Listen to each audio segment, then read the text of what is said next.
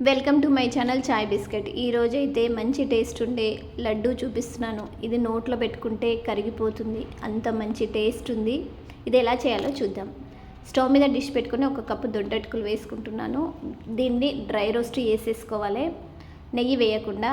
ఇలా రోస్ట్ అవ్వగానే దీన్ని తీసేసుకుని ఒక గిన్నెలో పెట్టేసేసుకోవాలి. అలాగే సగం కప్పు వరకు సన్న రవ్వ, దీన్ని కూడా డ్రై రోస్ట్ చేసుకొని అదే గిన్నెలో వేసేసుకొని చల్లగైన తర్వాత ఒక ఇలాచి వేసేసుకొని పౌడర్ లాగా చేసి పక్కన పెట్టుకోవాలి. అలాగే 1/4 కప్పు షుగర్, దీన్ని కూడా పౌడర్ వేసుకోవాలి. ఇదే డిష్లోకి 1 స్పూన్ వరకు నెయ్యి వేసేసుకొని మీకు నచ్చిన డ్రై ఫ్రూట్స్ వేసుకొని మంచిగా వేయించుకొని పక్కన పెట్టుకోవాలి. మళ్ళీ ఇంకొక స్పూన్ నెయ్యి వేసేసుకొని ఇందులో 1 కప్పు వరకు శనగపిండి, మిక్సీ పట్టుకున్న ఈ పౌడర్, ఈ రెండింటిని కూడా కలిపేసేసుకొని మంచిగా రోస్ట్ చేసుకోవాలి. మంచి కలర్ వచ్చేంత వరకు వేయించుకోవాలి. అలాగే మధ్యలో ఇంకొంచెం 1 స్పూన్ వరకు నెయ్యి వేసుకున్న ఇలా వేయించుకొని ఒక గిన్నెలో తీసేసుకోవాలి. ఇది కొంచెం చల్ల చేసుకోవాలి. ఇప్పుడు ఇందులోకి షుగర్ పౌడర్ వేసేసుకొని మంచిగా ఒకసారి కలిపేసేసుకోవాలి. అలాగే డ్రై ఫ్రూట్స్ కూడా వేసేసుకోవాలి. ఇందులోకి నేను గోరువెచ్చటి పాలు వేస్తున్నాను.